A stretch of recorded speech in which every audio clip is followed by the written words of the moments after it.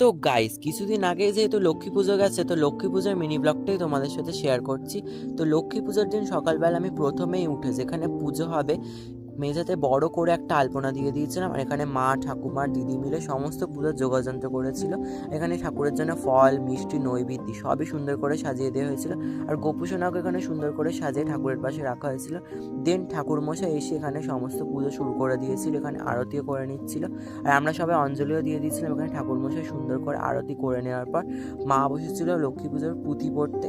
তো মা এখানে লক্ষ্মী পুজোর পুঁথি পড়ছিল, আর ওইদিকে জ্যাঠা করছিল খিচুড়ি আর আলুর দমের আয়োজন। এখানে সমস্ত কিছু কেটে জ্যাঠা রাখছিল সবজিগুলো, এখানে আলু আর কপিগুলো প্রথমে ভেজে নিল, দেন সমস্ত মশলা বড়মা এখানে বেটে দিচ্ছিল, এখানে বেগুনটাও ভাজা হয়ে গিয়েছিল।